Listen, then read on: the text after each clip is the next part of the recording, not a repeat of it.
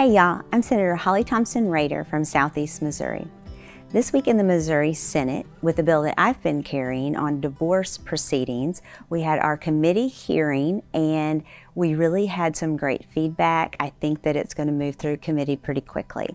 What it does is it says that if you've already been told by a judge in a divorce proceeding that you have to do A, B, and C by a certain date, then you actually have to do A, B, and C by the certain date.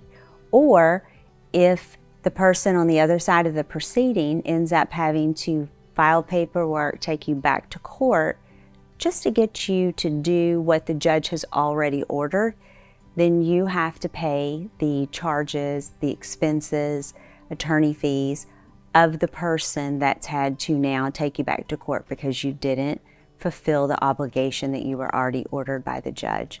This has become quite common for those in domestic violence situations because it is one last hold that the abuser has on the person seeking the divorce. So I think that's going to be very helpful in some of our domestic violence cases, but then also just in everyday court proceedings where we have things being filed and family courts are clogged up, and a lot of it is because of little things like this that end up taking a lot of a judge's time and a lot of our court docket's time. So hopefully this will be something that helps in that arena.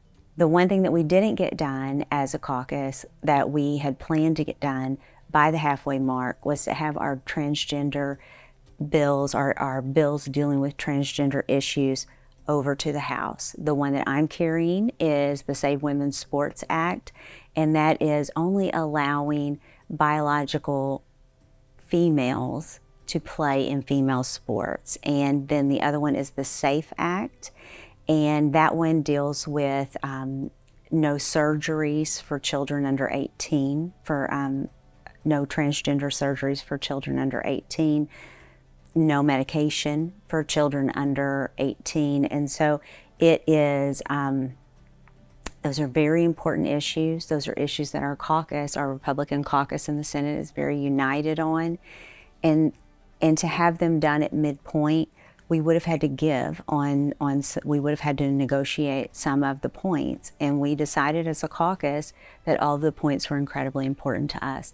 And so we're willing to continue with those bills towards the end of session when we can do the procedural move that's the PQ that cuts off debate, and if that's what we have to do to get them across the line.